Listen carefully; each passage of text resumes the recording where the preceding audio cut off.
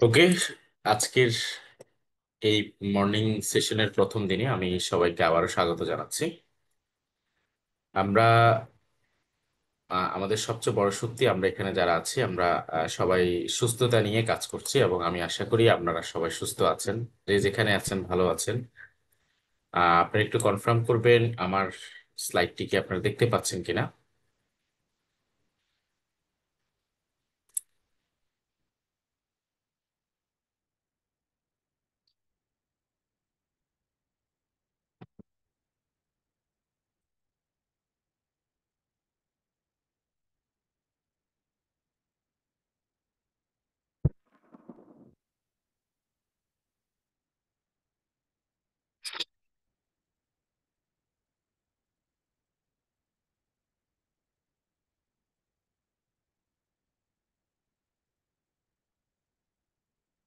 Okay, thank you so much সবাইকে।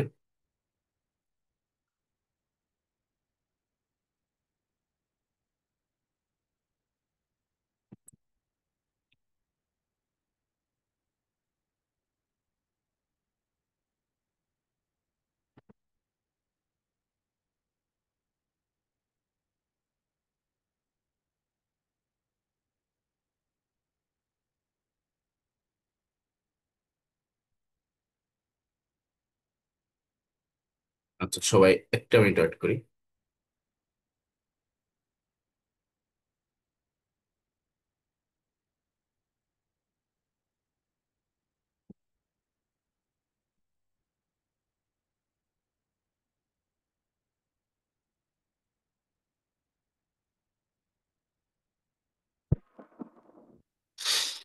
তো thank you so much, সবাইকে ওয়েলকাম জানাচ্ছি আজকের এই সেশনে। এবং আজকে আমরা খুব গুরুত্বপূর্ণ একটা সেশন, গুরুত্বপূর্ণ একটা টপিকের উপরে আলোচনা করব।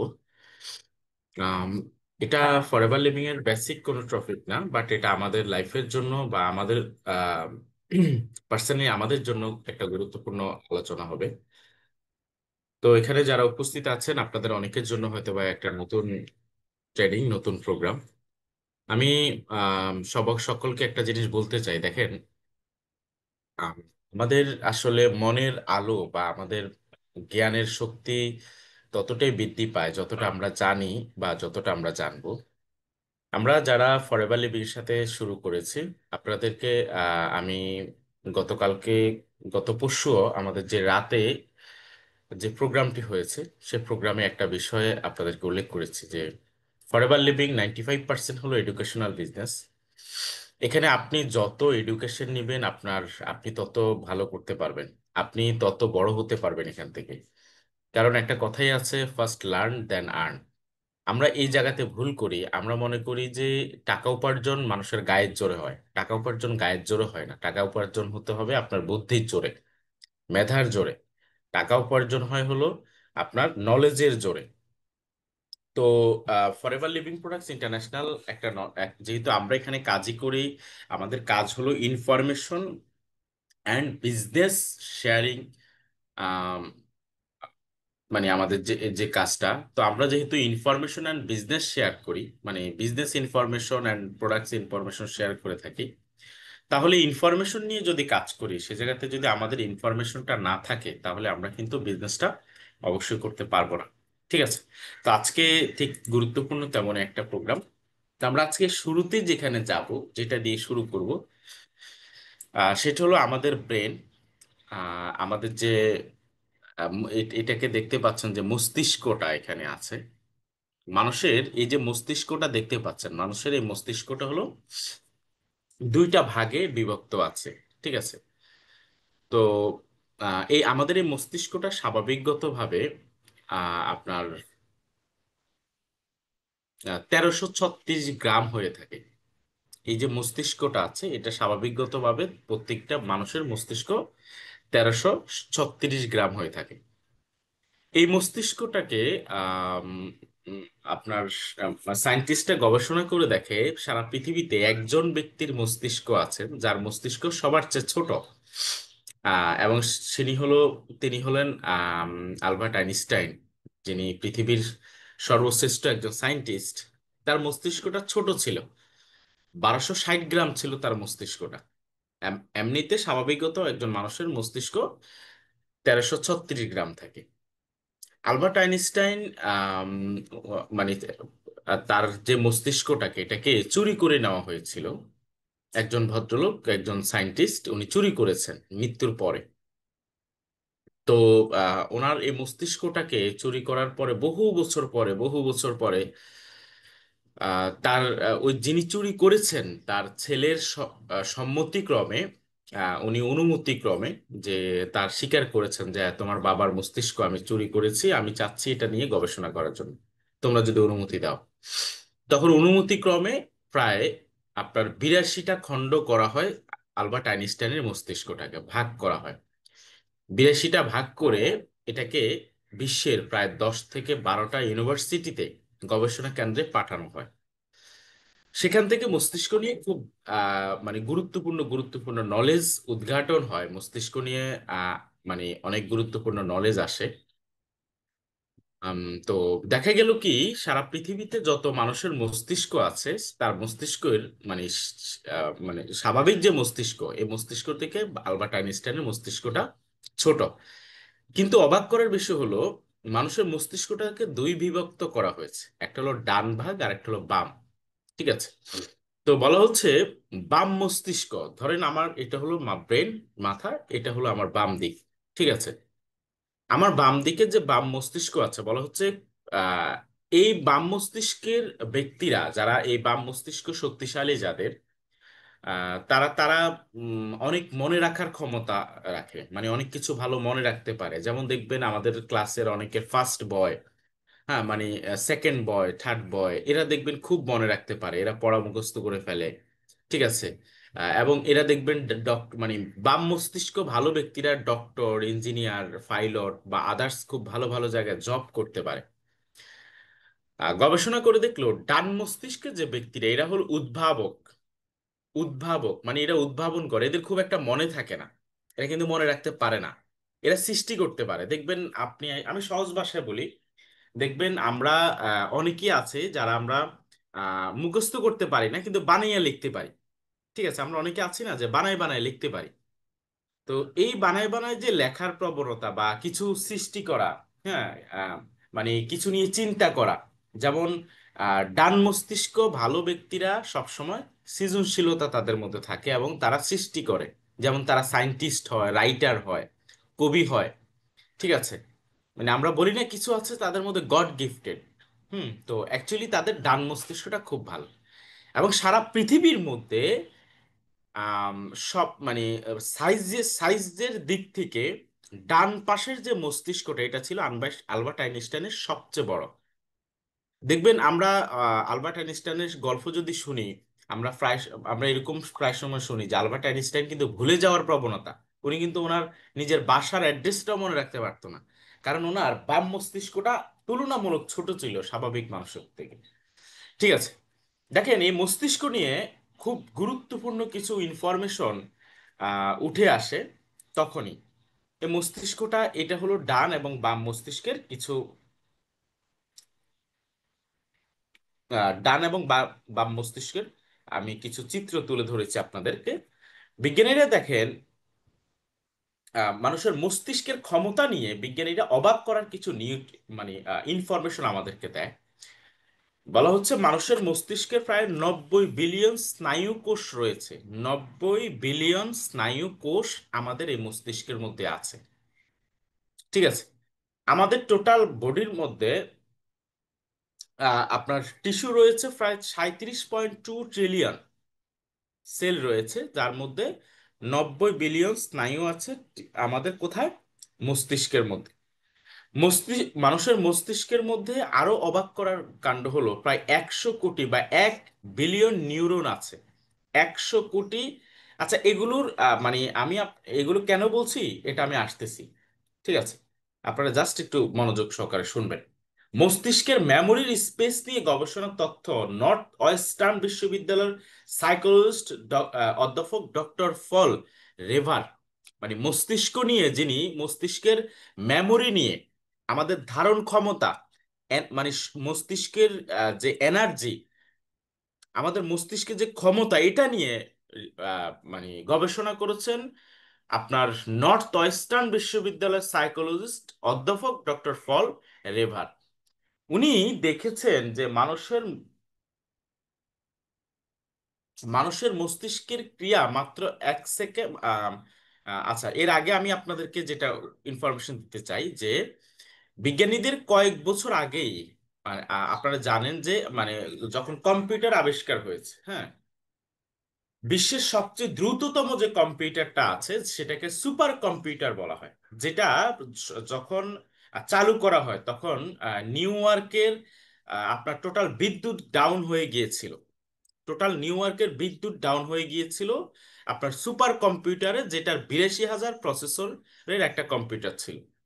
ফার্স্ট যখন এই সুপার কম্পিউটারটা আবিষ্কার করা হয় তখন আপনি চিন্তা করেন নিউ ইয়র্কের বিদ্যুৎ পর্যন্ত ডাউন হয়ে গেছে। আচ্ছা, তো দেখেন এই যে সুপার কম্পিউটার, গবেষণা দেখা গেছে এই সুপার কম্পিউটারও মানুষের ব্রেনকে মাত্র 1 সেকেন্ড অনুকরণ করতে পারে, এর বেশি করতে পারে না।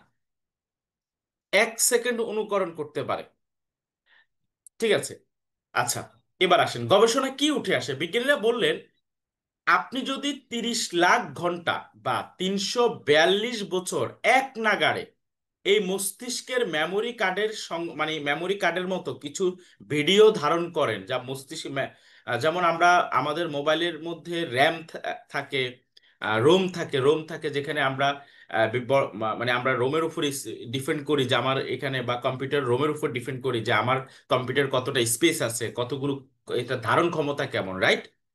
বলা হচ্ছে আপনার মস্তিষ্কের ধারণ ক্ষমতা হলো আপনি যদি খুব হাই মেগাপিক্সেল বা হাই ভোল্টেজের ভিডিও ধারণ করেন তাহলে টানা 342 বছর আপনি ভিডিও ধারণ করতে পারবেন। তাও তাতেও আপনার মস্তিষ্কের নামে সুপার কম্পিউটার মেমোরি স্পেস পূরণ হবে না। পূরণ হবে না বলতে আপনার 100 ভাগের মাত্র কয়েক ভাগ পূরণ হইতে পারে। মাত্র কয়েক ভাগ পূরণ হইতে পারে। দেখেন সৃষ্টিকর্তার কত বিশেষ সৃষ্টি আপনাকে দিয়ে দিয়েছে, যেটা আপনি কোটি টাকা দিয়ে কিনতে পারবেন না। কোটি টাকা, হাজার কোটি টাকা দিয়ে কিনতে পারবেন। বিলিভ মি, আমরা এখানে যারা আছি আমাদের প্রত্যেকের মস্তিষ্কই একরকম। প্রত্যেকের মস্তিষ্কের সাইজ সেই 1336 গ্রামই। আপনি হতে পারে আমরা মাঝে মধ্যে মনে করতে পারি যে আমি একটু বোকাশোকা মনে হচ্ছে, বা আমি পড়াশোনা স্কুল লেভেলে খুব ভালো ছিলাম না। পড়াশোনা ভালো থাকার দরকার নাই। আজ পর্যন্ত পৃথিবীতে কোনো সায়েন্টিস্টদেরই পড়াশোনা ভালো ছিল না, জানেন আপনি? তারা উদ্ভাবক ছিল। কারণ পড়াশোনা ভালো তাদেরই হয় যাদের বাম পাশের মস্তিষ্ক ভালো থাকে। ডান পাশের মস্তিষ্ক যাদের ভালো থাকে তারা হয় সায়েন্টিস্ট, রাইটার, উদ্ভাবক। তাদের মধ্যে সৃজনশীলতার ইয়ে থাকে। অনেকের বলে না ভাই আমার মনে থাকে না।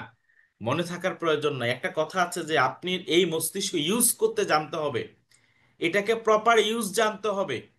প্রপার ইউজ না জানলে আমরা, দেখেন তাহলে আপনি কোটিপতি হতে চান, আপনি ধনী হতে চান, তার মানে যিনি বর্তমানে ধনী আছে ওনার চেয়ে আপনার পার্থক্য একটুও কম নেই। ওনার চেয়ে আপনার পার্থক্য একটুও কম নেই। ঠিক আছে। চলেন আমরা আজকে যেই বিষয়টা নিয়ে আলোচনা করব সেটা হলো সাকসেস ফর্মুলা। আমরা কি নিয়ে আলোচনা করব? Success formula. দয়া করে কেউ ঘুমাবেন না, শুয়ে শুয়ে আলোচনা করবেন। আজকের এই আলোচনা থেকে হয়তো আপনার টোটাল লাইফ ঘুরে যাওয়ার মতো একটা তথ্য আপনি পেয়ে যেতে পারেন। হতে পারে আপনার লাইফের এই সর্বপ্রথম এমন কোনো কিছু শুনছেন যেটার কারণে আপনি জেগে উঠতে পারেন, আপনার মস্তিষ্ক জেগে উঠতে পারে। সফল হওয়ার জন্য আসলে বাপের টাকা থাকা দরকার হয় না। সফল হওয়ার জন্য কিছু নলেজ থাকলে এনাফ। নিজের পাওয়ার সম্পর্কে জানতে পারলেই এনাফ। ঠিক আছে। আজকে আমরা 4C দিয়ে আমাদের সাকসেস ফর্মুলাটাকে দেখে নিব যে আসলে আমরা কিভাবে সফল হতে পারি। সফল হওয়ার জন্য, সফল হওয়ার চেষ্টা তো অনেকেই করে, অনেকে অনেকভাবে সফল হওয়ার চেষ্টা করে। যে যেভাবে সফল হতে চায় 4C টাকে সে কি করতে হবে? এটাকে ধারণ করতে হবে। যে যেভাবে সফল হতে চায়। তাহলে আমরা এখানে সবাই কিন্তু সাকসেস হতে চাই, আমরা ফরএভার প্ল্যাটফর্মে ভালো করতে চাই। তাহলে ফরএভার লিভিং এ ভালো করার জন্য আমাদের কি কি দরকার, কি কি লাগবে আমাদের? এখানে আমি 4C নিয়ে আলোচনা করব। সর্বপ্রথম যে সি, সে সিতে হলো কনফিডেন্স। আমাদের কনফিডেন্স প্রয়োজন। ঠিক আছে। দেখেন কনফিডেন্সটা কেন প্রয়োজন আমাদের লাইফে। কেন দরকার? কনফিডেন্সটা যদি মানুষের লাইফে দরকার না হয়, আপনি দেখেন প্রায়,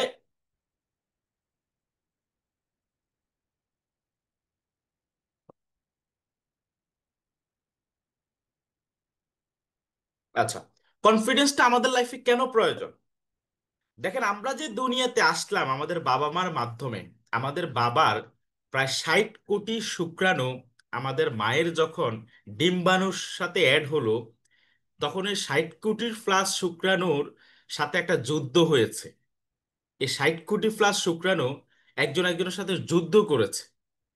করে কিন্তু, মানে ধরেন আমার বাবার 60 কোটি শুক্রাণু সাথে, এই 60 কোটি একজন একজনের সাথে যুদ্ধ করে আমি টিকে গিয়েছি, আপনি টিকে গিয়েছেন।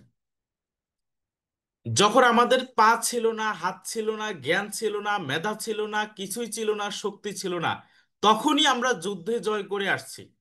তখনই, আপনি চিন্তা করেন, ঠিক তখনই আমরা যুদ্ধে জয় করে ফেলেছি। তখনই আমাদের শক্তি আমরা, মানে আমাদের অ্যাবিলিটি আমরা কিন্তু দেখিয়ে এই দুনিয়াতে এসেছি।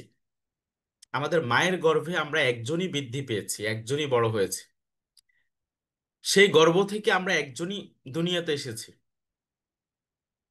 তখন আমাদের কে মোটিভেশন দিয়েছে, কে কনফিডেন্স দিয়েছে? তখন কেউ আমাদেরকে সেই কনফিডেন্স দেয়নি, আমাদেরকে সে মোটিভেশন দেয়নি। আমরা নিজেরা নিজেরা নিজেদের প্রয়োজনে আমরা যুদ্ধ করেছি।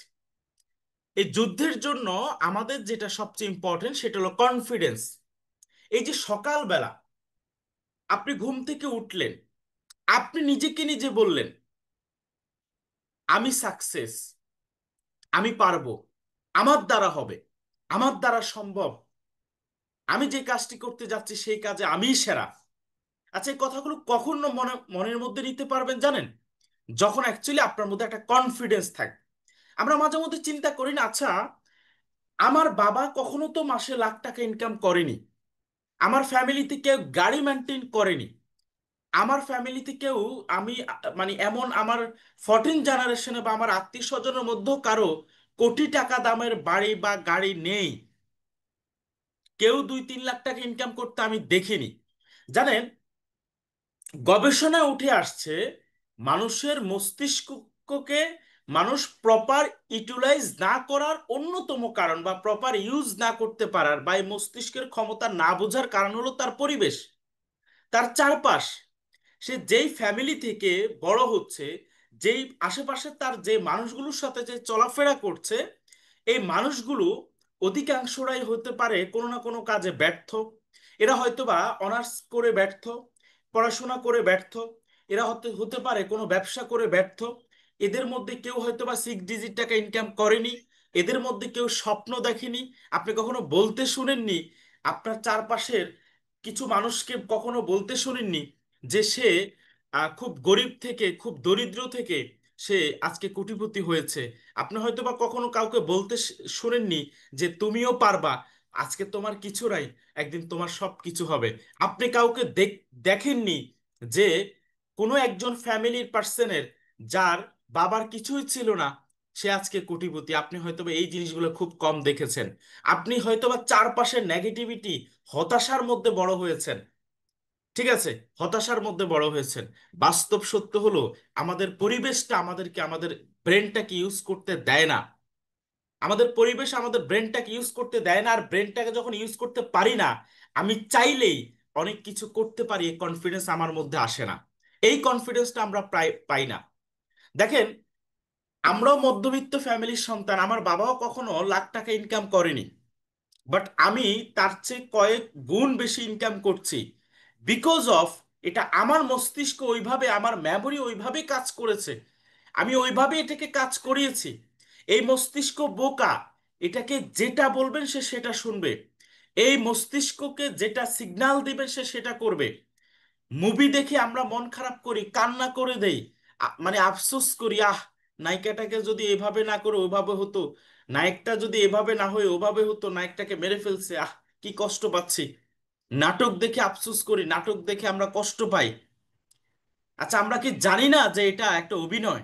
আমরা জানি, বাট তারপরেও আমাদের ব্রেন তারপরেও আমাদের ব্রেন এটা বুঝতে চায় না, আমাদের ব্রেনকে ওই সিগন্যাল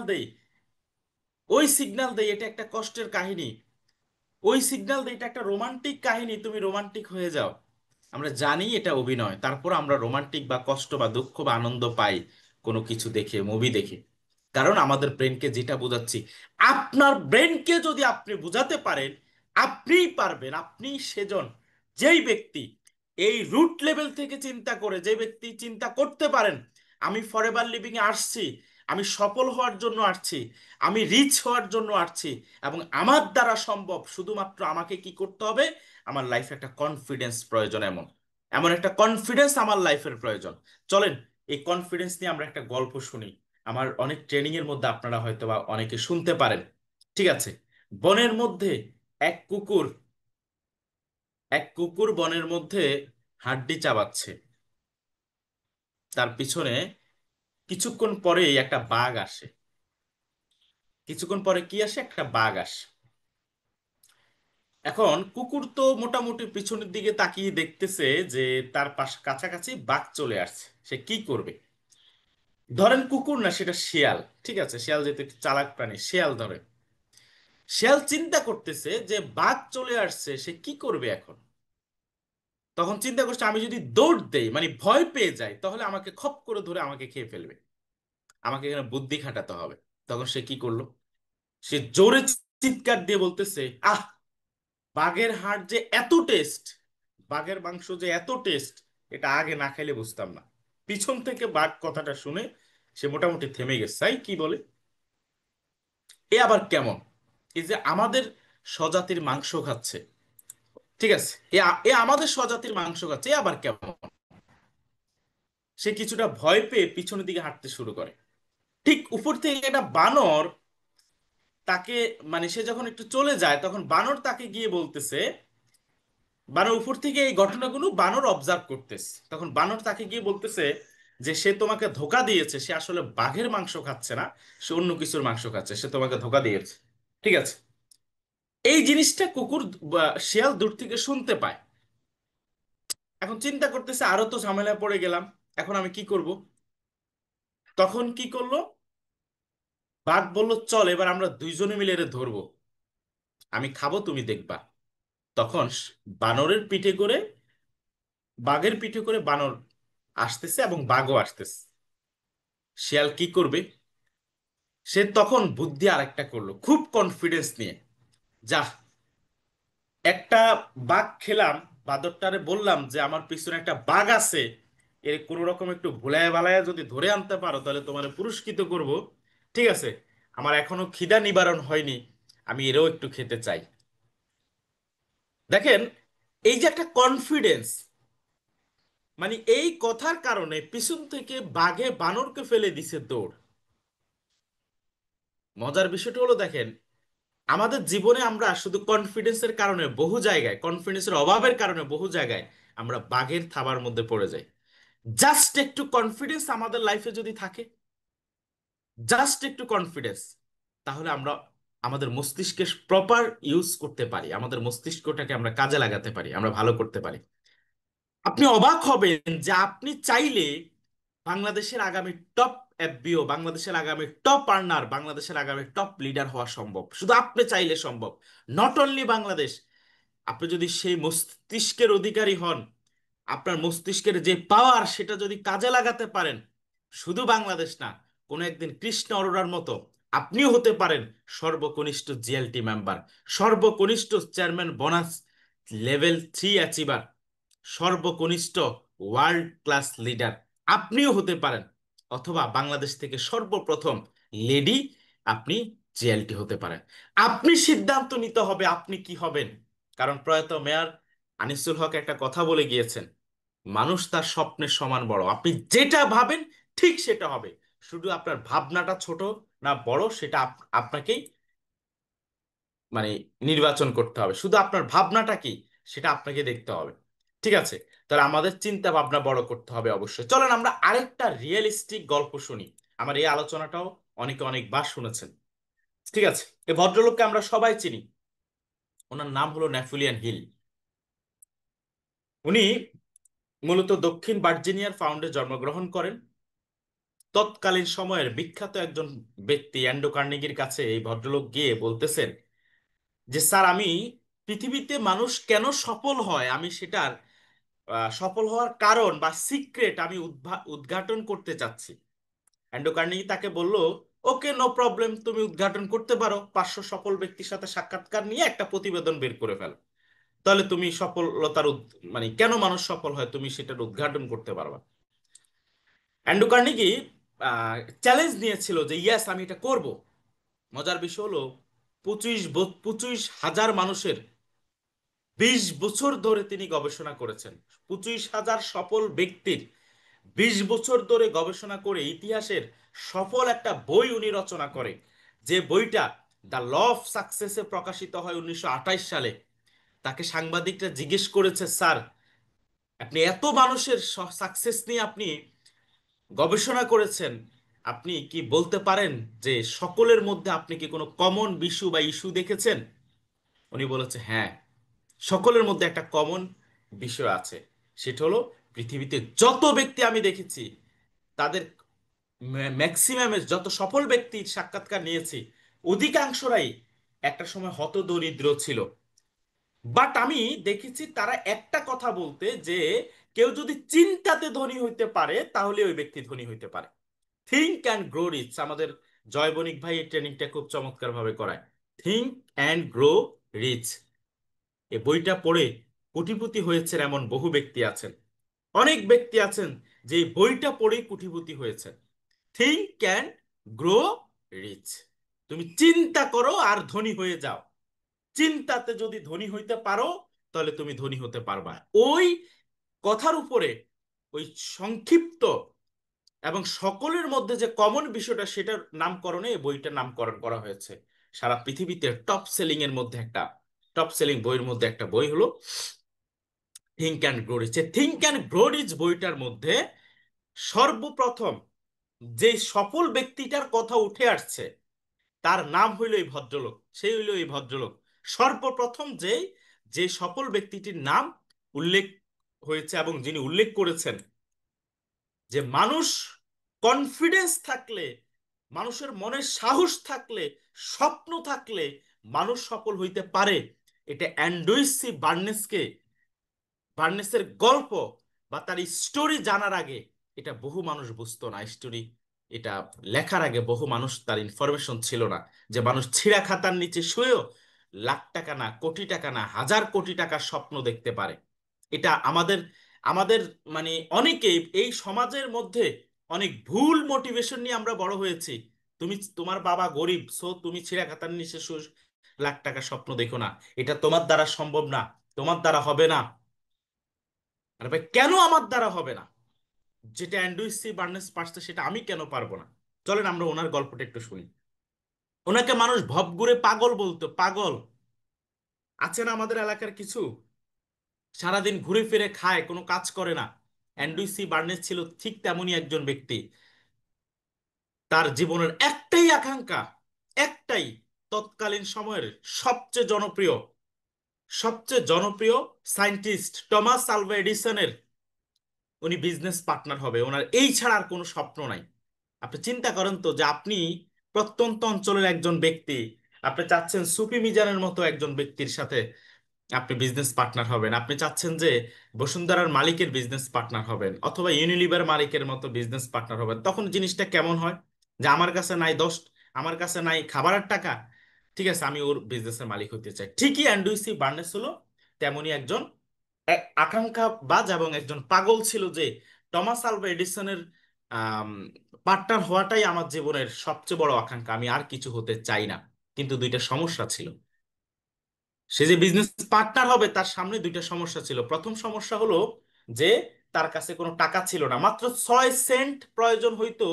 যেই শহরের মধ্যে অ্যান্ড্রুসি বার্নেস থেকে যে দূরত্ব, যে শহরের মধ্যে আপনার এডিসন থাকতো, সেই এডিসন যাওয়ার জন্য মাত্র 6 সেন্টের প্রয়োজন হতো।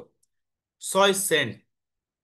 আরেকটা সমস্যা ছিল, অ্যান্ড্রুসি বার্নেসকে সে জীবনে, সরি, এডিসনকে সে জীবনে কখনো দেখেনি, তার সাথে কোনো পরিচয় নাই।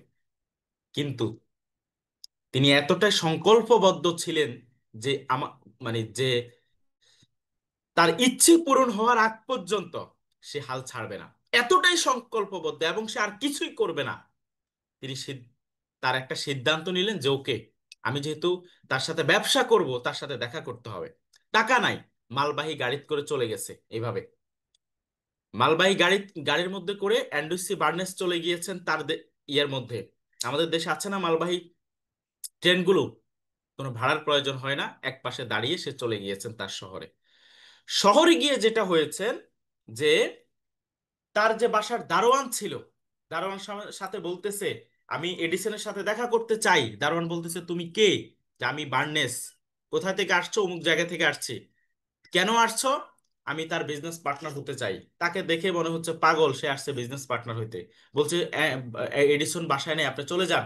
তর্কাতর্কির একটা পর্যায়ে দূর থেকে এডিসন তাকে দেখে, তার তর্কাতর্কি দেখে বা তার একটা বাকবিতণ্ড দেখে তাকে ভিতরে ডাক দেয় যে হ্যাঁ ভিতরে পাঠাও তাকে, অসুবিধা নাই। তখন মানে এডিসন তার কোনো একটা বইয়ের মধ্যে উল্লেখ করে যে মানুষ যখন কিছু গভীরভাবে পেতে চায়, সে তার পাবার জন্য তার গোটা জীবন বাজি রাখতে পারে। এটা আমি বার্নেসের মধ্যে সেদিন দেখেছিলাম। গোটা জীবন বাজি রাখতে পারে। ঠিক আছে। এখন এডিস বার্নেসকে জিজ্ঞেস করা হয়েছিল তুমি কেন আসছো? যে স্যার আমি আপনার বিজনেস পার্টনার হতে চাই, এটাই আমার জীবনের সংকল্প। আমি আর আমার জীবনে কিছুই করতে চাই না, আমি কিছু করিও না, মানুষ আমাকে পাগল বলে। কিন্তু আমার এই এই মানে পাগলামির কারণেই আমি আমার গ্রামে গঞ্জে, আমাকে আমার এলাকায় মানুষ আমাকে একরকম ভব ঘুরে পাগল বলে থাকে। তখন এডিসন তাকে বললো ওকে, তুমি তোমার কাছে তো টাকা নাই, বুদ্ধি নাই, তুমি একটা কাজ করো, তুমি আমার কাছে আপাতত চাকরি করো আমার অধীনে, অর্থাৎ আমার সাথে থাকো। শুরুতেই তাকে বিজনেস পার্টনার বানিয়েছেন, ঝাড়ুদারের চাকরি দিয়েছেন। ঝাড়ুদার এডিস বার্নেস তো সেই কনফিডেন্স পেয়ে গেছে, ওকে আমি চান্স পেয়ে গেছি, আমি এডিসনে থাকার, তার সাথে থাকার সুযোগ পেয়ে গিয়েছি। জাস্ট নেক্সট টার্গেট আমি তার বিজনেস পার্টনার হওয়া। কি মনে করেন, তার ইগুতে লেগেছিল, চলে গিয়েছিল? না। 5 বছর ঝাড়ুদারের চাকরি পাওয়ার পর তার একটা সুযোগ হয়েছে, সুযোগটা একটু ভিন্নভাবে আসছে। জানেন আমাদের জীবনে সৃষ্টিকর্তা উপরে উঠার কয়েকবার সুযোগ দেয়। আমি কোন এক ট্রেইনারের মুখে শুনলাম যে মানুষকে উপরে ওঠার জন্য সৃষ্টিকর্তা 3বার সুযোগ দেয়, 3বার। যার জীবনে ফরএভার আসছে, এটা হলো তার জীবনে সর্বশেষ চান্স। উনি এই কথার ব্যাখ্যাও দিয়েছেন যে আমি কেন এই কথা বলেছি, যার জীবনে ফরএভার আসছে এটা তার জীবনে সর্বশেষ chance. Because of forever living এর সিস্টেমে একটা অর্ডিনারি পিপল এক্সট্রা অর্ডিনারি হতে পারে, এটা সে অন্য কোথাও এইরকম সুযোগ পাবে না। এই জন্য বলা হয়েছে যার জীবনে ফরএভার আসছে তার জীবনে সর্বশেষ চান্স লাইফে ভালো কিছু করার জন্য। ঠিক অ্যান্ড্রু সি বার্নেস এডিসনের সাথে, এডিসনের ঝাড়ুদারি করার 5 বছর পর তার জীবনে ভিন্নভাবে একটা সুযোগ আসে। ওই সময়কার, ওই সময় আপনার এডিসনে একটা আবিষ্কার করে, তার একটা আবিষ্কার করে, আবিষ্কারটা ছিল রেডি, আপনার অডিও রেকর্ড করা যেত, অডিও রেকর্ড। তো অডিও রেকর্ড এটা সবাই তো তৎকালীন সময় তার যে পার্টনাররা ছিল তারা বলতেছে স্যার এটা চলবে না, এটার মার্কেট নিবে না, এটা পৃথিবীতে অত প্রয়োজন নাই এটা। ঠিক তখনই পাশ থেকে বার্নিস বলল স্যার এটা আমি বাজারের মধ্যে, মার্কেটের মধ্যে সেল করব, আমি এটা চাহিদা তৈরি করব, আমাকে এইবার একটা সুযোগ দেন। বার্নিস বলল ওকে ডান, এবার তোমার সুযোগ। কি বলেন, উনি কি হয়েছে? ঠিক তার 3 বছর পর পত্রিকায় এভাবে আসছে, success story of Sweden, Andrussi Barnes from sweeper to millionaire. Success story of Andrussi Barnes from sweeper to millionaire, যা একজন সুইফার থেকে মিলিনিয়ার হওয়ার গল্প। তৎকালীন সময় মানুষ পত্রিকাতে এইভাবেই হেডিং দিয়ে বলেছেন। এইভাবে জাস্ট 3 বছরের মাথায় মাল্টি বিলিনিয়ার হয়েছেন, এবং অ্যান্ড্রুসি বার্নেসের পার্টনার, প্রপার পার্টনার হওয়ার মানে তার আম, যেই গন্তব্য সেখানে পৌঁছেছেন। ভাই লাইফে আপনি কি করছেন, কোথায় আছেন, কেমন অবস্থা আছেন, কোন ফ্যামিলি থেকে উঠে আসছেন, কতটা এডুকেশন কোয়ালিফিকেশন আছে, এটার কোনো, এটা দরকার নাই। পৃথিবীতে বহু সাকসেস ব্যক্তি ড্রপ আউট হয়, মানে ভার্সিটি ড্রপ আউট হওয়া। পৃথিবীতে বহু সাকসেস ব্যক্তি আছেন যাদের পড়াশোনা নাই। পৃথিবীতে বহু সফল ব্যক্তি আছেন যারা খুব একটা ট্যালেন্ট না। মানে খুব ট্যালেন্ট না বলতে এটাতে বুঝিয়েছি যে মানে আহ, পাঠ্যগত পুস্তকের তাদের ওই রকম জ্ঞান নাই, কিন্তু তারা সফল। এজন্য আইনস্টাইন একটা কথা বলতেন যে সফল হওয়ার জন্য এডুকেশন কোয়ালিফিকেশন লাগে 10%, আর অ্যাটিটিউড লাগে 90%। আপনাকে বুঝতে হবে, সুযোগ আসে পিছনের দরজা দিয়ে, কখনো দুর্ভাগ্য অথবা সাময়িক পরাজয়ের মধ্য দিয়ে। কত বড় একটা কথা দেখছেন? সুযোগ আসে পিছনের দরজা দিয়ে। এই যে আপনাদের জীবনে সুযোগ এসেছে, অনেকে জীবনেই ফরএভার এসেছে, বাট কেউ এটাকে নিতে পারেনি, আপনারা নিতে পেরেছেন। খুব কষ্ট করে নিতে পেরেছেন। হইতে পারে আপনাদের এই যাত্রাতে কিছুটা পরাজয় মাঝে মধ্যে হতে পারে, কিন্তু এই পরাজয়ই হলো আপনার সাকসেসের এক একটা সিঁড়ি হবে। আপনাকে কনফিডেন্স রাখতে হবে। আপনি দেখেন যে সুইপার, তার সামনে মানে Thomas Alva Edison, Andrew C Barnes, দেখেন সামনে কোট টাই পরে দাঁড়ায় আছে, একটা সময় যা সুইপার ছিল, আজকে তার বিজনেস পার্টনার। লাইফের মধ্যে আমাদেরকে কি করতে হবে? সাফল্য তাদের কাছেই ধরা দেয় যারা সাফল্যের জন্য সচেতন। আপনি সচেতন, এই জন্য আপনি ফরএভারের সিদ্ধান্ত নিয়েছেন। আপনি সাফল্যের জন্য সচেতন। আর ব্যর্থ তারাই হয় যারা উদাসীনভাবে ব্যর্থতাকে নিজের কাছে নিয়ে আসে। আপনাকে মনে রাখতে হবে, আপনি ফরএভার লিভিং এর সুযোগ নিয়েছেন। আপনি ঢাকা মেডিকেল কলেজে পড়ার সুযোগ পেয়ে গিয়েছেন, কিন্তু এখনো এমবিবিএস হননি। আপনাকে এখনো 5-7 বছর পড়াশোনা করতে হবে। ঠিক তেমনি আপনাকে ফরএভারটা এবার করতে হবে। ফরএভারটা শিখতে হবে, বুঝতে হবে, এবং সাকসেস হতে হবে। আপনাকে সফল হতে হবে। এটার জন্য আপনাকে একটা কনফিডেন্স লাগবে। তাহলে আমাদের জীবনে কি কনফিডেন্স, একটু সবাই অ্যান্সার দেন তো, যারা যারা শুনছেন আমাকে, যে আমরা কি ওই কনফিডেন্সদারি হতে পারবো যেই কোনো সিচুয়েশনে, যেই কোনো মুহূর্তে, আমি কোন ফ্যামিলি থেকে, কোথায় থেকে, কিভাবে আসছি, কিভাবে কি হয়েছি, আমার জানার প্রয়োজন নাই। আমি সাকসেস হব, আমাকে হতে হবে। আমি ভালো করব, আমাকে হতে হবে। আমাকে একদিন আব্দুল্লাহ আল মাহাদির মতো ইনকাম করতে হবে, আমি পারবো। এটা উনি পেরেছে, এটা আমি পারবো। বিকজ অফ ওনার যা যা কিছু আছে, আমার তা তা কিছু আছে। শুধু উনি কয়েকদিন আগে আসছে, আমি কয়েকদিন পরে আসছি। আমাকে অনুপ্রয়ের মতো ইনকাম করতে হবে, সাকসেস হতে হবে। আমাকে জাহিদ হাসানের মতো সাকসেস হতে হবে। আমাকে, আমাদেরকে এইভাবে নিজেদেরকে কি করতে হবে? নিজেকে যেখানে আপনি দেখেন, আপনি নিজেকে যদি ছোট করে ফেলেন, মানুষ আপনাকে কেন বড় ভাববে ভাই? আপনি নিজেকে নিয়ে যদি ছোট ভাবে ভাবেন, কেন মানুষ আপনাকে নিয়ে বড় ভাবে ভাববে বলতে পারেন? যে ব্যক্তি নিজেকে নিয়ে ছোট ভাবে ভাববে, যে ব্যক্তি নিজেকে ছোট করবে, যে ব্যক্তি নিজের যোগ্যতাকে সন্দেহ করবে, আপনাকে পৃথিবীতে কেউ আপনার যোগ্যতাকে সম্মান করবে না, আপনাকে সম্মান করবে না। মাথায় রাখতে হবে। ঠিক আছে? সেক্ষেত্রে চলেন আমরা সাকসেসের আরেকটা, সেটা হলো কি, কনসিস্টেন্সি, ধারাবাহিকতা। সফলতার আরেকটা কি? ধারাবাহিকতা। আমাদের, আমরা অনেকেই ফরএভার শুরু করেছি ভাই। ফরএভারে তো অফিসে যাওয়া লাগে না, কাউকে জবাবদিহিতা করার প্রয়োজন হয় না।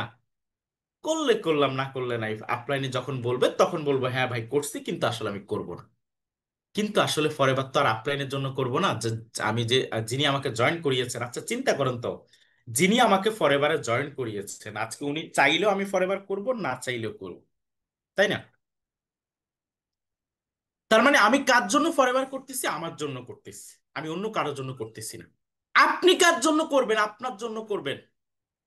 মনে রাখতে হবে, আপনি যদি অসচেতন থাকেন আপনার সফলতা নিয়ে, আপনার লাইফ নিয়ে, আপনার ক্যারিয়ার নিয়ে, আমি প্রায় সময় বলি, আমি আমার লাইফের মধ্যে কখনো ক্যারিয়ারের সাথে কম্প্রোমাইজ করিনি। সেটা যেই কোনো হোক, আমার ফ্যামিলি মেম্বার হোক আর যাই হোক, ক্যারিয়ারের সাথে আমি কখনো কম্প্রোমাইজ করিনি।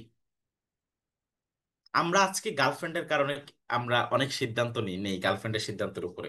আমরা আজকে বয়ফ্রেন্ডের সিদ্ধান্তের উপর, এর সাথে বিয়ে হবে কিনা এটা নিশ্চয়তা নাই, বাট এর সিদ্ধান্তের উপরে আমাদের আমরা চলি। আজকের জেনারেশন হলো এমন একটা পজিশনে চলে গেছে। আজকে আমরা মনে করি যে ধুরো, এখন এত চিন্তা করে কি হবে?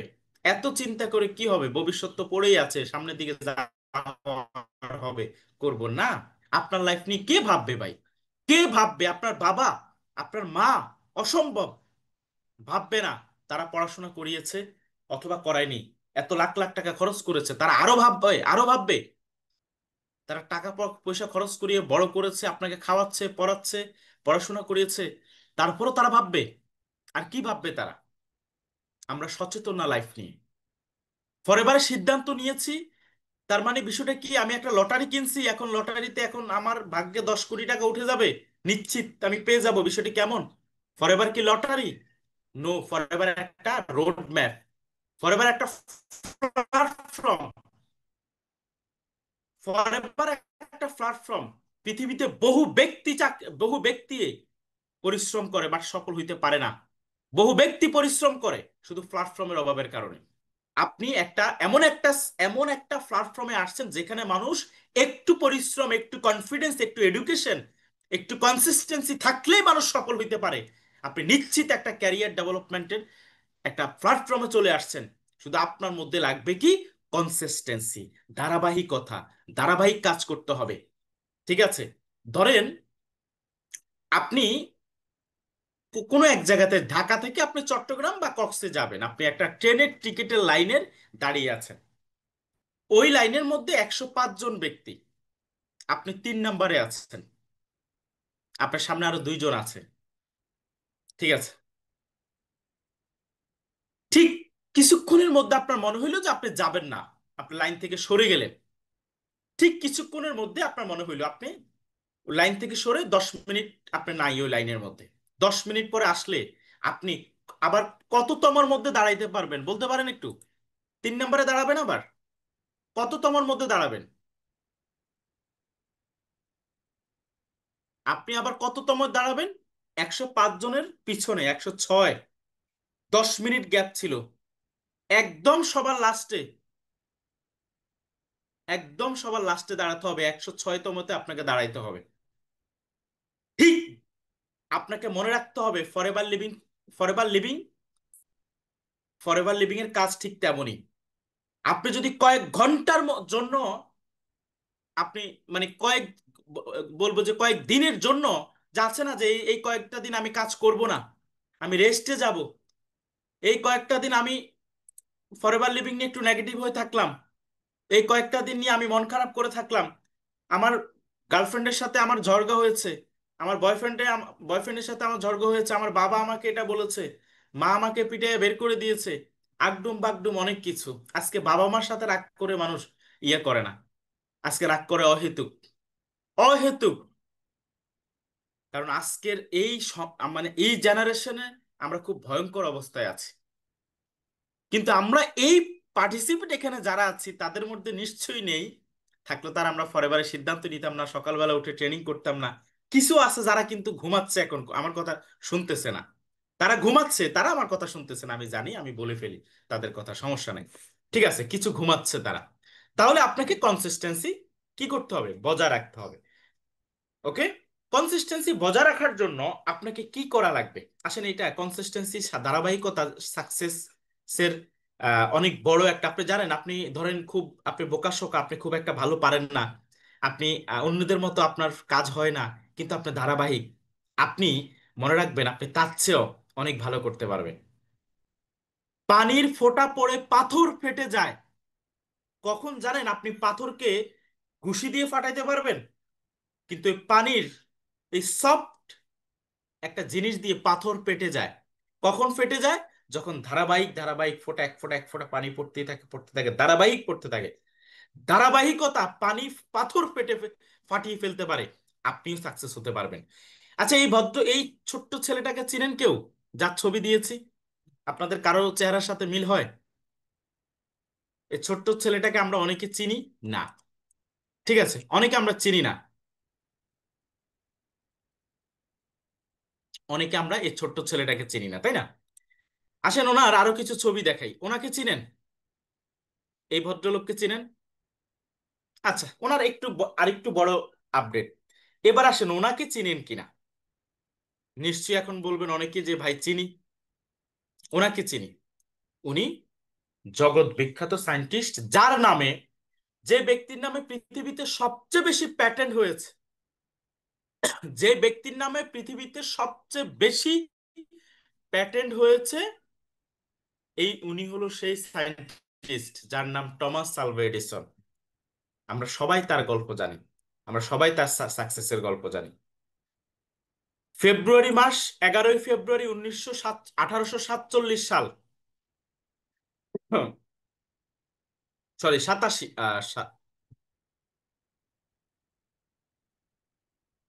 আচ্ছা, 1979 সালের 12ই অক্টোবর 32 বছর বয়সে তিনি বিশ্বের সর্বপ্রথম বাল্ব জ্বালিয়েছিলেন।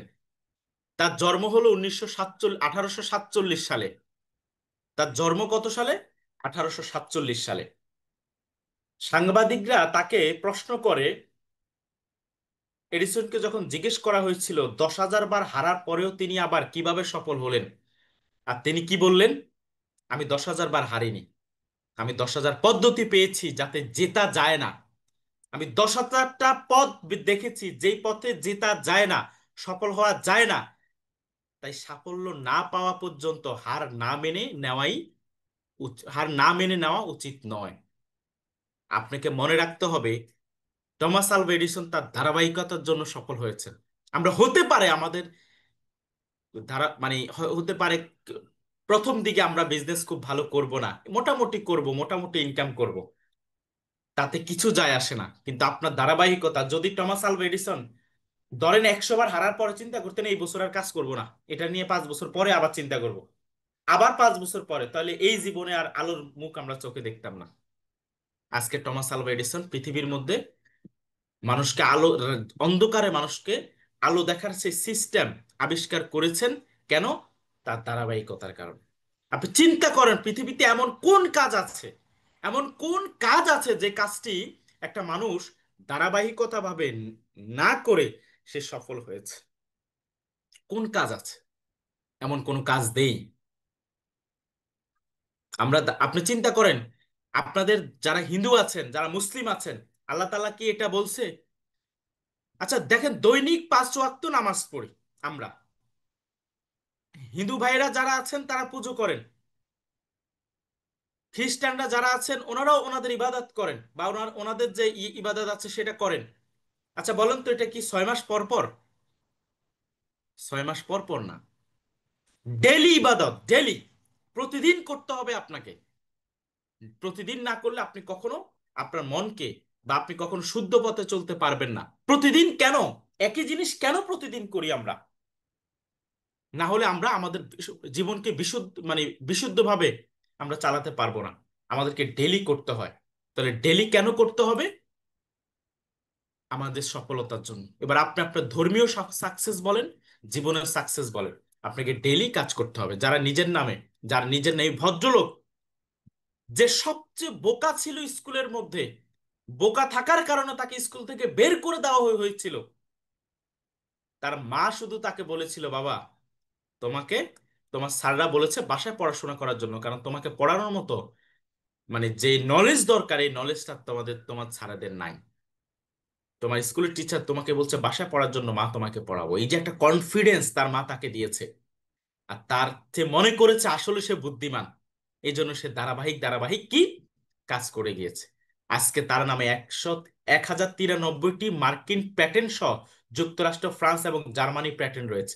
1,093 প্যাটেন্ট বুঝেন?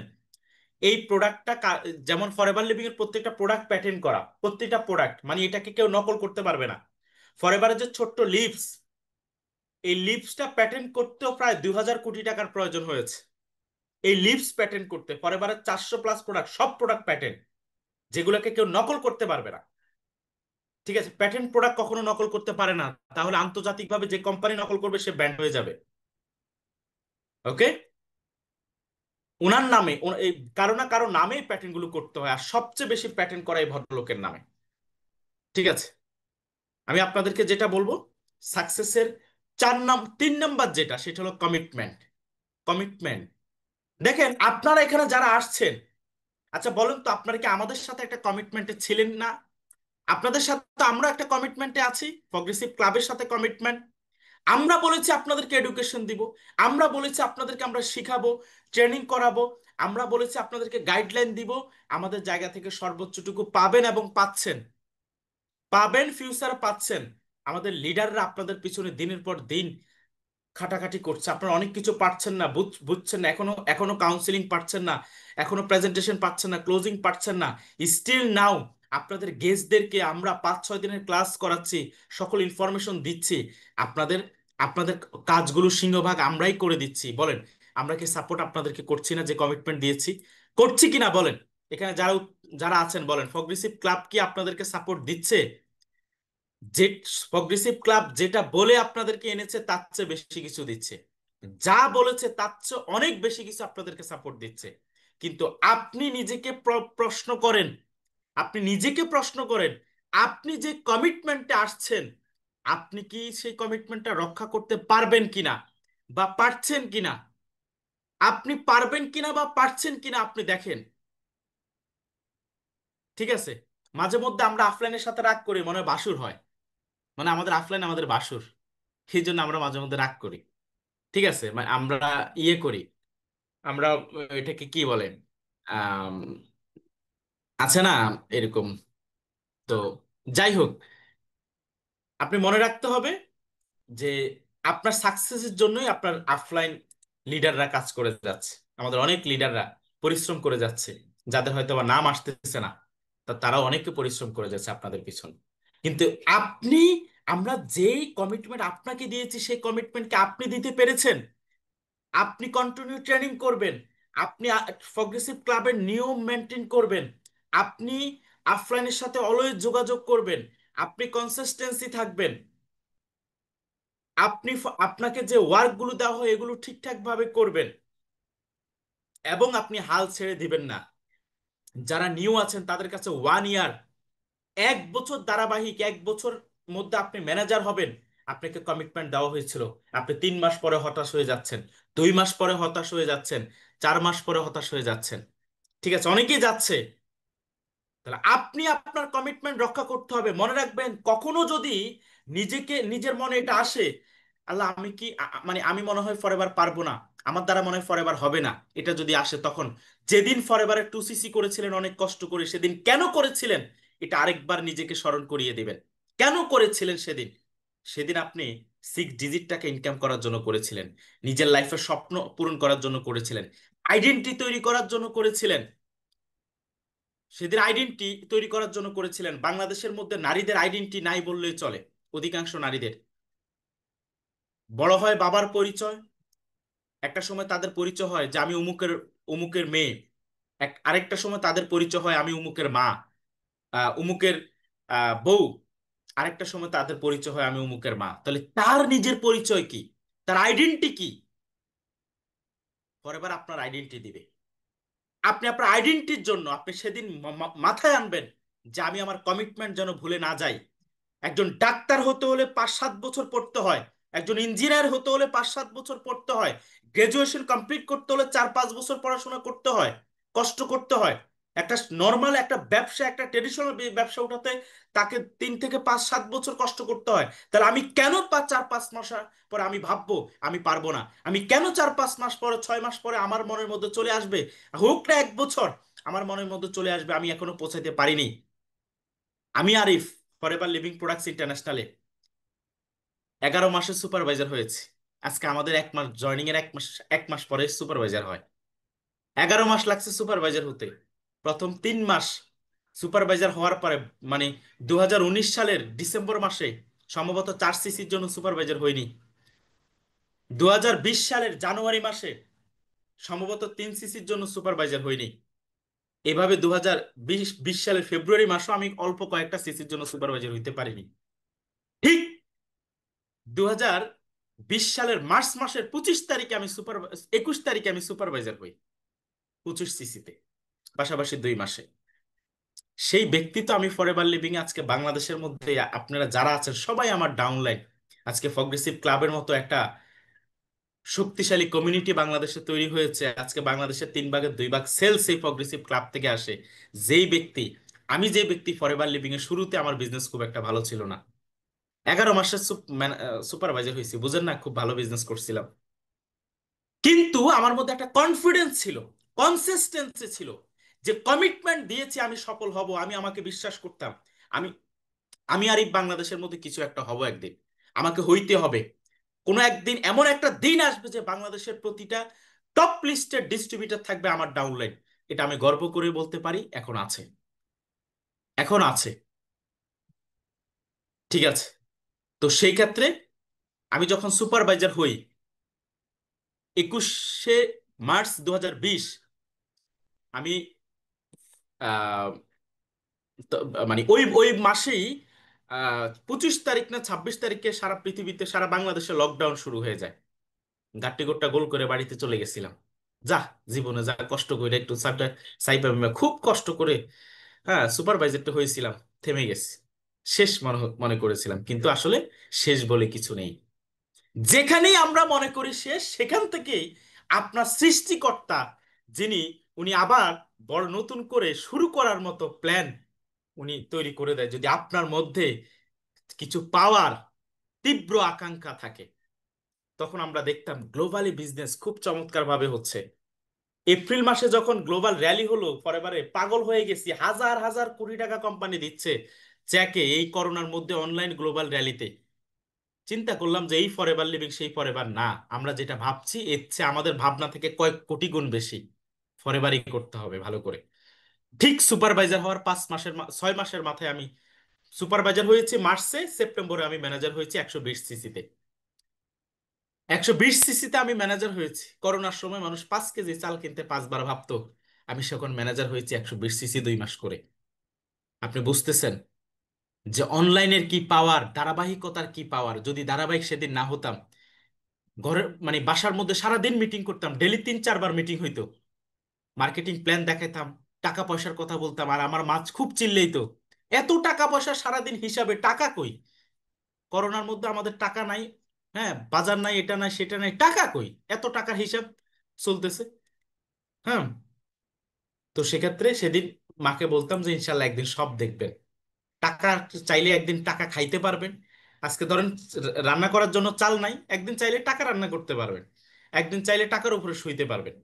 ঠিক আছে, সেদিনের জন্য আমাকে একটু সময় দেন, খুব শীঘ্রই সেদিন। ঠিক আছে। আমাদের ফ্যামিলি অনেক কিছু বলে আমাদেরকে, অনেক কিছু বলে। আমরা আমাদের ফ্যামিলির এই মানে এই কথাগুলোতে, আপনি জানেন স্বপ্ন চুরি হয়ে যায়, এটার একটা বই আছে। স্বপ্ন চুরি হয়ে যায়, এটার একটা বই আছে কিন্তু। আপনার আমার স্বপ্ন চুরি করে কাছের মানুষ, ঘরের মানুষ। ঠিক আছে, এবং তারা জানে না আমাদের স্বপ্ন যে চুরি হয়ে যায়। কিন্তু আপনি যদি ফ্যামিলিকে কনফিডেন্স দিতে পারবেন, আমি পারবো, আমার উপরে সে বিশ্বাস রাখো, আমি পারবো, আমি একদিন দেখাই দিব তোমাদেরকে যে তোমাদের গর্বের জায়গা আমি হব। ঠিক আছে। তাহলে কমিটমেন্ট যদি আপনি রাখতে পারেন, ইনশাল্লাহ ভালো কিছু করবেন। এক ভদ্রলোক, একটা গল্প বলি। এক ভদ্রলোক, খুব শীত, রাস্তার মধ্যে শুয়ে আছে, খুব ঠান্ডা, প্রচন্ড ঠান্ডার মধ্যে শুয়ে আছে, খুব মানে এভাবে সে প্রায়, এই রাস্তা দিয়ে আরেকজন ভদ্রলোক সব সময় যেতেন, সব সময় টানা কয়েক মাস উনি এই রাস্তা দিয়ে যাতায়াতের সময় এই ভদ্রলোকটাকে দেখতেন, যে শীতের মধ্যে প্রতিদিন রাতে উনি এই জায়গাটা শুয়ে আছেন, কোনো একটা কাঁথা নাই, গায়ে সামান্য একটা জামা, কিন্তু এই শীত, এই মানে এত শীতের মধ্যে টিকে থাকাটা কষ্ট হয়। তো উনি বহুদিন যাবত দেখছেন ওনাকে, এবং উনি একদিন হঠাৎ করে ওনাকে ডেকে বললেন, আপনার কি প্রচন্ড শীত করছে বা আপনার খারাপ লাগছে? উনি বলল, হ্যাঁ একটু লাগছে।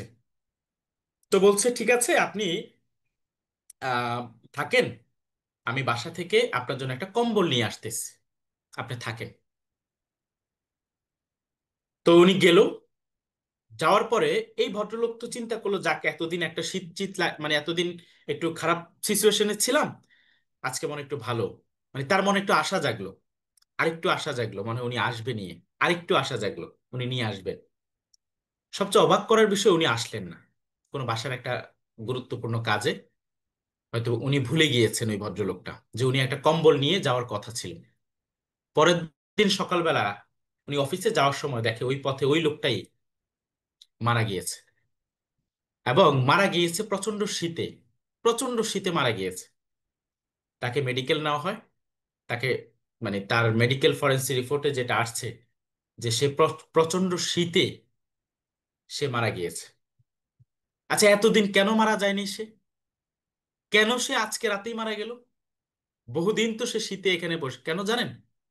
কারণ তাকে কমিটমেন্ট দেওয়া হয়েছিল যে সে একটা কম্বল নিয়ে আসবে, এবং তার বডি সেটার জন্য প্রস্তুতি নিচ্ছিল। ধরেন আপনার প্রচন্ড খিদা লাগছে কিন্তু খাবারের আয়োজন নাই কোনো, ঠিক আছে? আপনি দেখবেন খিদাটাকে মানে কি নিবারণ করার জন্য আপনার ব্রেন সেটা সিগন্যাল দিবে, কিন্তু যদি শুনেন এই আর 2 মিনিটের মধ্যে খাবার আসতেছে, 5 মিনিট লাগবে, 5 মিনিটের মধ্যে না আসলে আপনার মাথা গরম হয়ে যাবে, মনে হবে যে খিদায় আমার নাড়ি ভুড়ি সব বেড়ে আসতেছে। জানেন, ব্রেন এমন একটা জিনিস, এই যে তাকে বলে গিয়েছে, কমিটমেন্ট দিয়েছে আমি আনবো আপনার জন্য, আপনার শীত নিবারণ করার জন্য, রক্ষা করেনি। তার ফলশ্রুতিতে কি হয়েছে? মৃত্যুবরণ করেছে।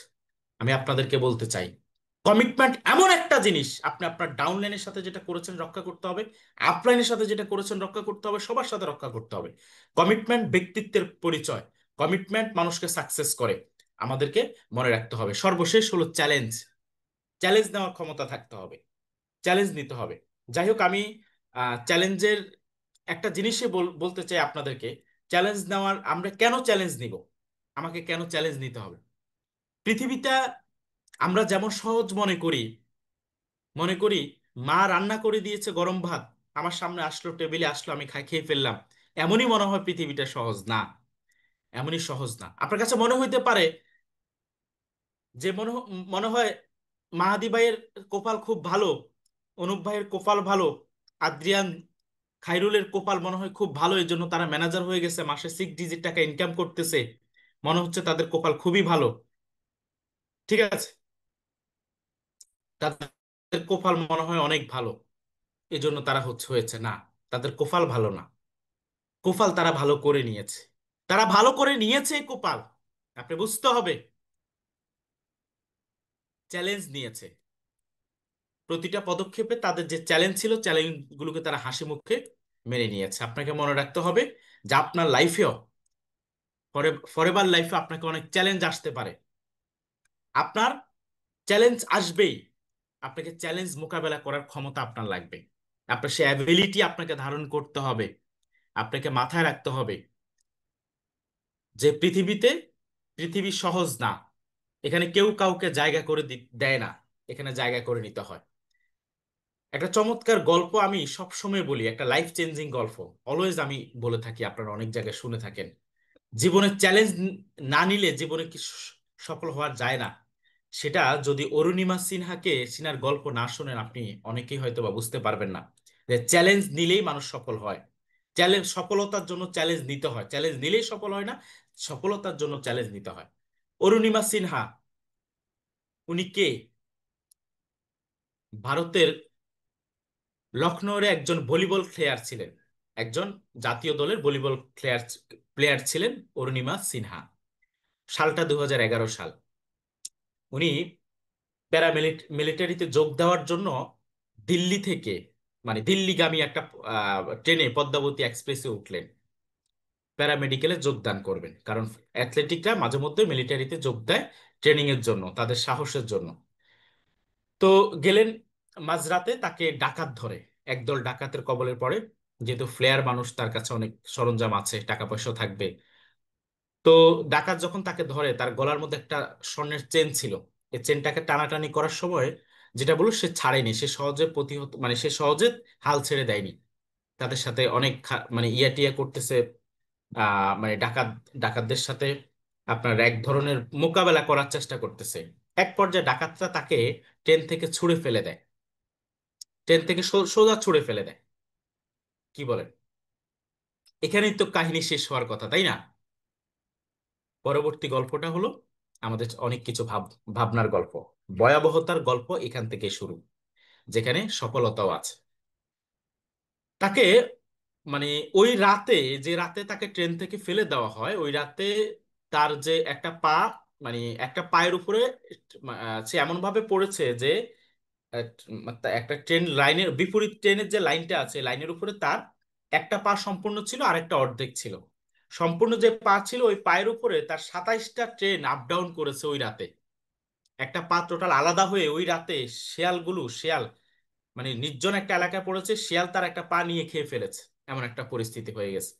আর একটা পা লাগানো ছিল, জাস্ট একটু হালকা লাগানো ছিল, মানে কেটে গেছে, জাস্ট একটু লাগানো ছিল। পরের দিন সকালে মানুষ এসে তাকে স্থানীয় হাসপাতাল নেওয়া হয়। মিডিয়া যখন জানাজানি হয়, তাকে গভর্নমেন্ট থেকে তাকে আহ, তাদের শহরে নিয়ে যাওয়া হয় এবং তাকে চিকিৎসাধীন অবস্থায় রাখা হয়।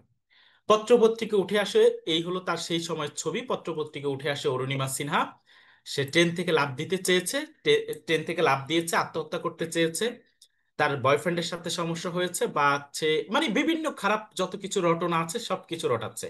তার ফ্যামিলি মানুষ এসে চাপ দিচ্ছে, আমরা তোমাকে না করেছিলাম বারবার, তুমি এসব কাজ করবা না, তুমি এই ফ্লেয়ার হবা না, দরকার নেই এগুলো করার। ঠিক আছে, পাড়া প্রতিবেশী তাকে অনেক মানে বিভিন্ন গুজব রটানোর কারণে তাকে মানুষ ছিচি করতেছে।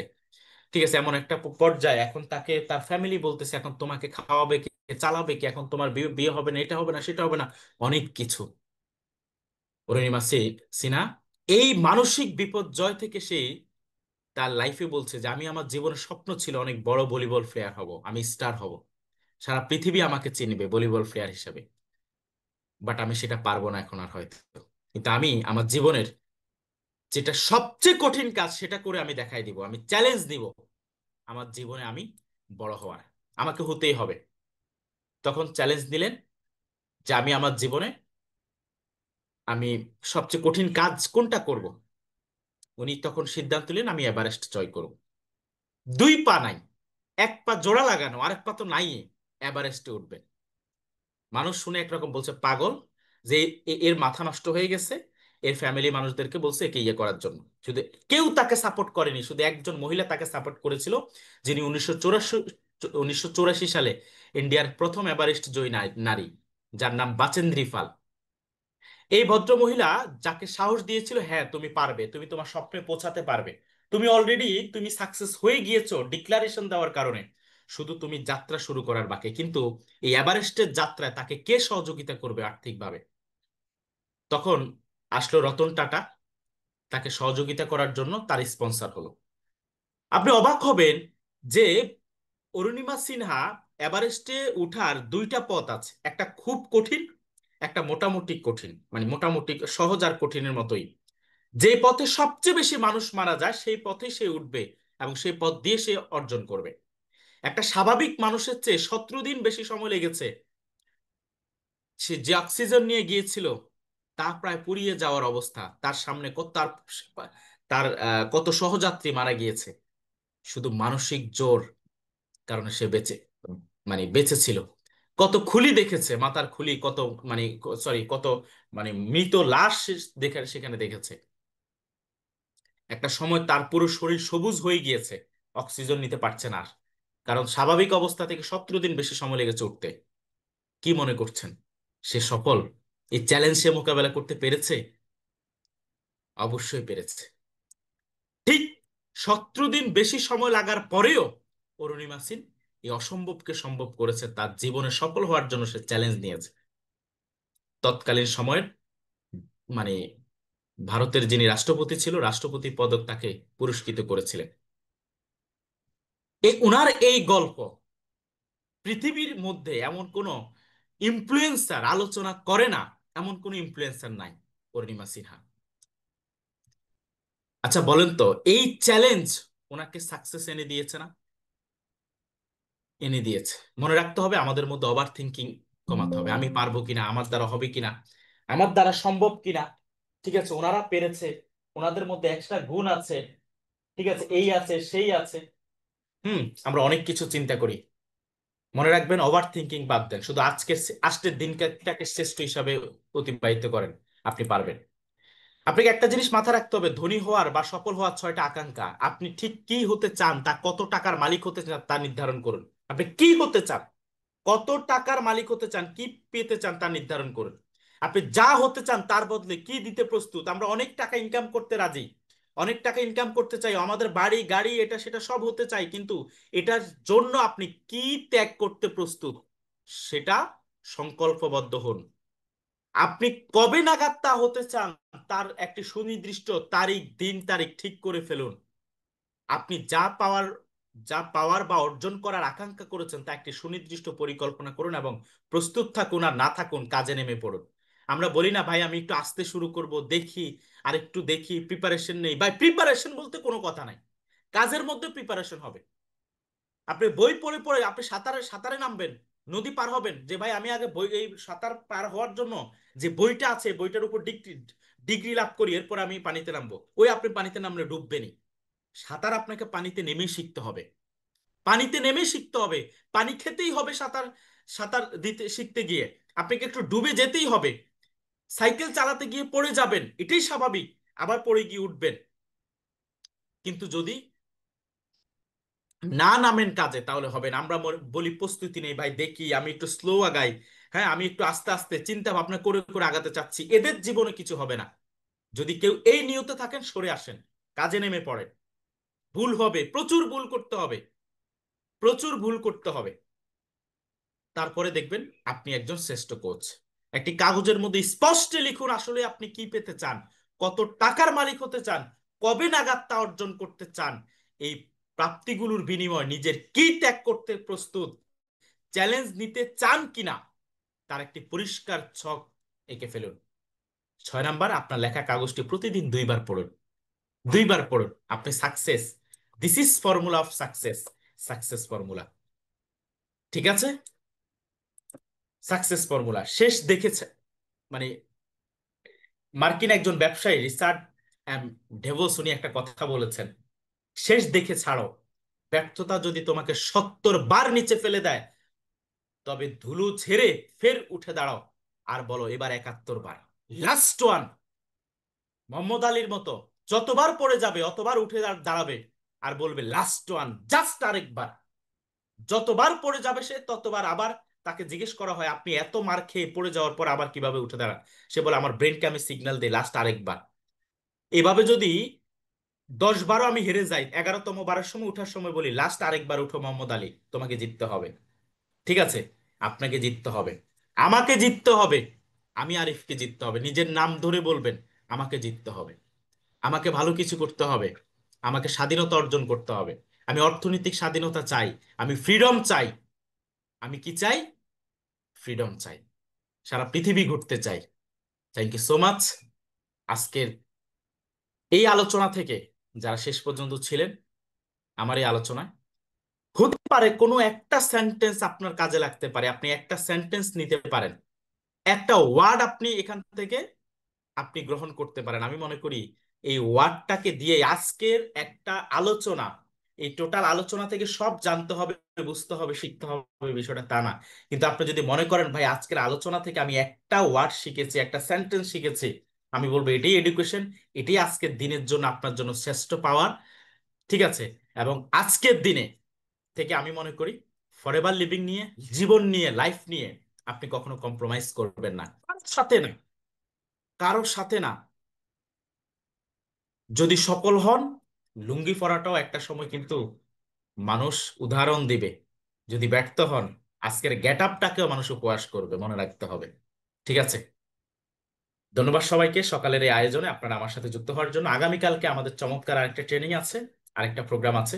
এইভাবে 10 দিন থাকতে পারবেন না, নিজের জীবনকে চেঞ্জ করতে পারবো না আমাদের 10টা দিন একটু স্যাক্রিফাইস করতে, সকালবেলা ঘুম থেকে উঠতে? অবশ্যই পারবো। আগামী 10 দিন সবাই যেন সবার জায়গা থেকে প্রস্তুত থাকে, যাদের ডাউনলাইনে ছিল না তারাও যেন স্বতঃস্ফূর্তভাবে অংশগ্রহণ করতে পারে। আর আপনাদেরকে আমি বিনয়ের সাথে বলবো, আপনারা অনেকেই আমাদের ব্যাচের ক্লাসগুলো করে এসেছেন তাই না, 6 দিনের 5 দিনের ব্যাচের ক্লাসগুলো করেছেন। এই ক্লাসগুলো প্রতি মাসে 2বার হয়। আপনার কাছে মনে হবে ভাই আমি কি আবার করব? হ্যাঁ আবার করবেন, আবার করবেন, টানা 1 বছর করবেন। কেন করবেন জানেন? ফরএভারের এই যে আমাদের ব্যাচের ক্লাসগুলো, এগুলো কিন্তু বেসিক, এগুলো বেসিক, বেসিক নলেজ ফরএভারের। এগুলো ছাড়া আপনি মানে আপনি ফরএভারটা আগাতে পারবেন না। এতদিন প্রথমবার শুনেছেন ফরএভারের সিদ্ধান্ত নেওয়ার জন্য, আর এখন শুনবেন ফরএভারের নলেজ নেওয়ার জন্য, আরেকজনকে জানানোর জন্য। ওকে, ইনশাল্লাহ সবাই ভালো করবে। এবং আপনারা জানেন সবাই আমরা এই মাসে যারা আমাদের সুপারভাইজারশিপ কমপ্লিট করবে, আমরা তাদেরকে নিয়ে আগামী মাসে যাচ্ছি সাইমনে। এবং নিজেদের সাথে একটা জেদ নেন, একটা জিদ হতে হবে আপনার সাথে আপনার, যারা গত 2 মাসে পারেননি, একটা জিদ করেন। আমার ছবিটা প্রগ্রেসিভ ক্লাব আগামী মাসে ব্যানার করবে, আমার ছবিটা সবার আগে থাকবে। একটা জেদ করেন, লাইফে একটা গন্তব্য ঠিক করেন, লাইফে একটা স্বপ্ন সেট করেন। স্বপ্নহীন মানুষ মৃত মানুষের সমান, ট্রাস্ট মি। ঠিক আছে, এই স্বপ্নকে লালন করেন, বিশ্বাস করেন, নিজের ব্রেন মেধা নিজেকে মূল্যায়ন করেন। কারণ আপনি যদি আপনাকে মূল্যায়ন না করেন, এই পৃথিবী, এই সমাজ আপনাকে মূল্যায়ন করবে না। এই সমাজ আমাকে মূল্যায়ন করছে কিনা আমার জানার দরকার নাই, আমি আমাকে মূল্যায়ন করছি কিনা, আপনি আপনাকে মূল্যায়ন করছেন কিনা, এটা হলো সবচেয়ে বড় গুরুত্বপূর্ণ। সবাই ভালো থাকবেন, সুস্থ থাকবেন। দেখা হবে বিজয়। সালামু আলাইকুম।